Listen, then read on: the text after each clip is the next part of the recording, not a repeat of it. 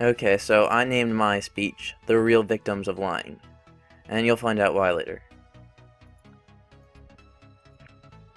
I read a book called Lies in the Dust by Jacob Crane and Timothy Decker.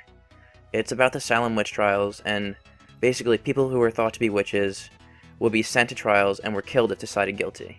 Many people lied and falsely accused people of being a witch, thinking it would benefit them. Lies in the Dust tells us a story of Anne, one of the main accusers, who ends up regretting her choice to lie about people who were eventually put to death. Her mother told her and other children to accuse people of being a witch. The mother did this to blackmail people and hoped to gain property for her land. In the end, however, the mother does not gain her property, and Anne's life is ruined because of the lies she told. Not many people like to admit it, but we all lie and gossip. Whether it be to make fun of someone or in order to get out of trouble, we all have done it. Clearly, it can hurt other people, but that's not enough to stop people from doing it. Well, I am here to argue that it usually hurts the person lying as well, and maybe this will give people the incentive to stop doing it. Lying and gossiping makes you less trustworthy.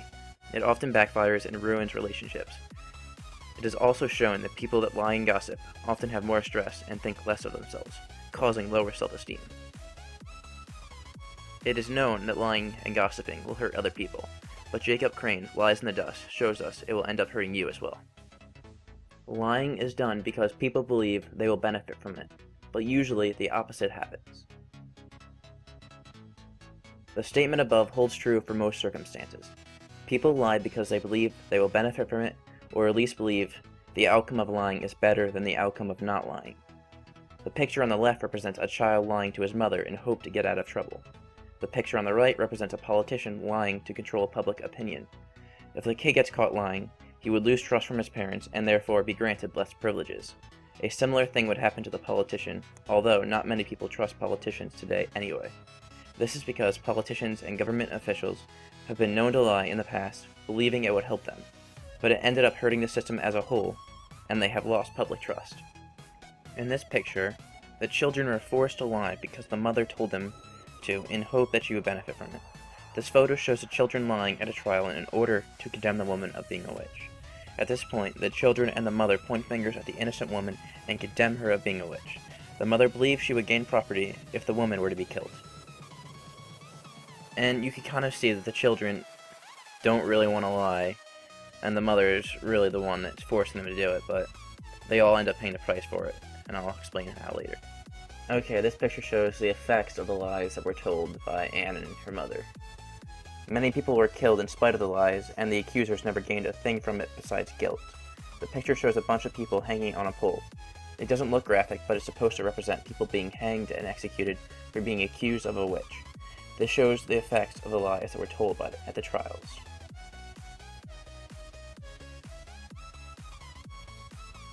Anne, one of the main accusers, ended up being hurt the most by the lies. Even though Anne is responsible for the death of other people, she ended up paying the largest price for the lies. The picture shows a kid running away from her as she refuses to even look at her. This picture shows Anne feeling really sorry for herself many years later after the lies. In the first panel, Anne is covering her face with her hands and she looks like she is crying. In the second panel, she is walking with her head down. We can see that Anne feels ashamed of herself as she walks through Salem because of her body posture. The villagers in Salem will no longer accept Anne for who she is and disdain her. This picture shows one of the villagers telling Anne to leave the store and leave Salem altogether. This shows that the villagers have never forgiven her, and the lies she told many years ago still affect her. And you can see what he's saying. No, you must go away. I do not wish to aid you in any way.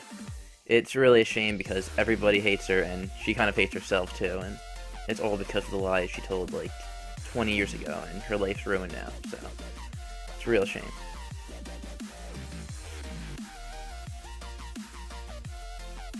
Okay, so this picture really just means you should try to be nicer, and not lie and gossip as much, because it will help. Lying and gossiping not only hurts other people, but it also hurts the person committing the act. It can be fun to gossip sometimes. John is weird, Charlie is dumb, or it can be easy to lie to your parents about the failed test you got back the other day. It has been proven that lying only ends up hurting everyone. whether it be the emotional guilt the person feels or the direct effects, as shown in Lies Within Us. So try not to lie and gossip as often, and don't be silent when you see other people do it. Trust me, the world would be a better place.